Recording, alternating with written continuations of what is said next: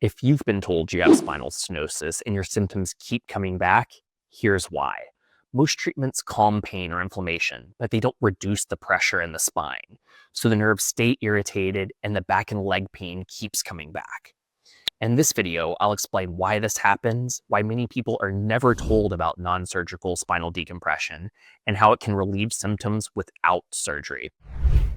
Hi, I'm Dr. Kevin Wafer, a chiropractor in Houston, Texas.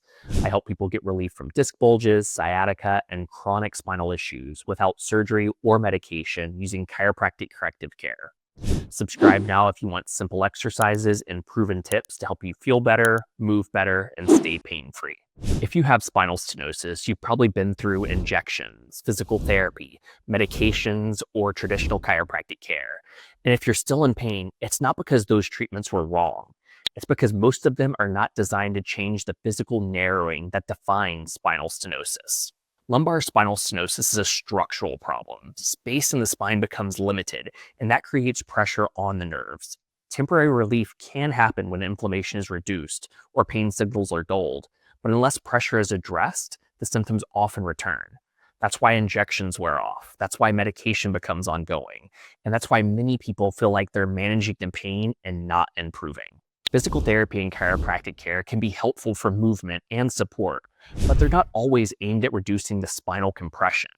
When compression remains, walking tolerance, standing time, and leg symptoms often stay limited. Over time, patients are told to expect this and that surgery is the next step. What's missing for many people is not effort, it's information. Many patients with spinal stenosis are never educated on treatment options that specifically focus on decompression. Instead, everything gets grouped into the same category of conservative care, even though the goals of those treatments are very different. Understanding that distinction matters. Before assuming surgery is the only remaining option, it's important to ask whether spinal decompression has ever even been considered or explained as part of your care. Stay tuned, because next I'll explain what non-surgical spinal decompression is, how it's different from what you've already tried, and why it's often overlooked in spinal stenosis care. Non-surgical spinal decompression is a treatment designed to reduce pressure in the spine.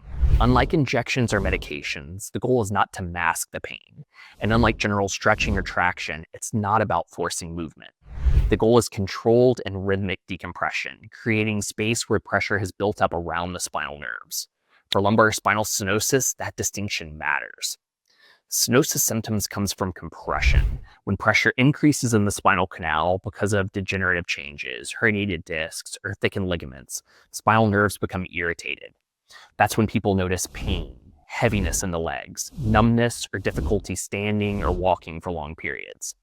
Spinal decompression is designed to gently unload that pressure directly. That's what makes this treatment so unique. That's also why decompression feels so different from treatments many people have already tried. It's not aggressive, it's not high force, and it's not about twisting or adjusting the spine. When done correctly, spinal decompression is slow, controlled, and specific, which is especially important for older adults and patients who are already sensitive or guarded. So, why is it often overlooked? In many cases, spinal decompression gets grouped together with treatments that didn't work before, or it's assumed to be uncomfortable or complicated, or only appropriate for younger patients. As a result, people with spinal stenosis are often never shown how spinal decompression can be adapted safely to their condition. And that leads to another important point.